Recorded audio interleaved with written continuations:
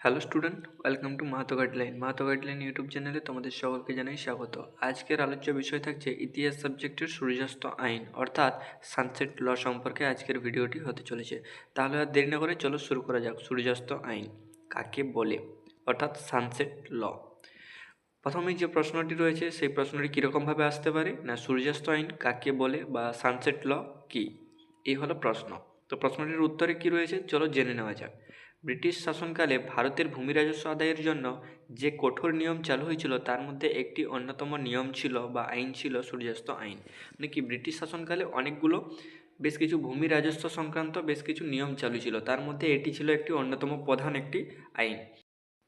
এই নিয়ম অনুযায়ী নির্দিষ্ট তারিখে সূর্যাস্তের আগে জমিদারদের সরকারকে নির্ধারিত রাজস্ব জমা দিতে হতো।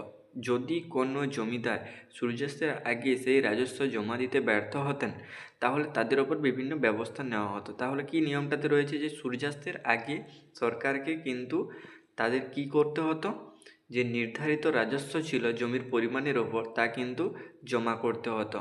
সেই সময়ের মধ্যে একটা নির্দিষ্ট তারিখ ঠিক করে দিত যে ওই তারিখের মধ্যে সূর্য অস্ত যাওয়ার আগে কিন্তু সমস্ত রাজস্ব তাদের জমা করে দিতে হবে। এরপরে এই ছিল এটার মূল আইন।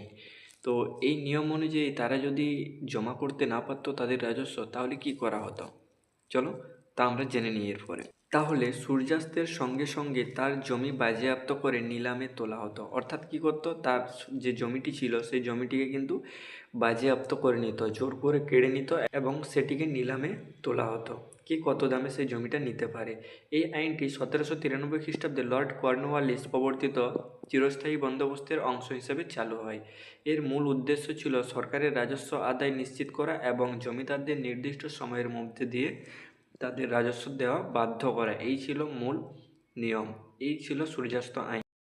ভিডিওটি কেমন হয়েছে অবশ্যই কমেন্ট করে জানিও এবং চ্যানেলে নতুন হয়ে থাকলে চ্যানেলটি সাবস্ক্রাইব করে পাশের বেল আইকনটি অন করে দিও পরবর্তী ভিডিও সবার আগে পাওয়ার জন্য।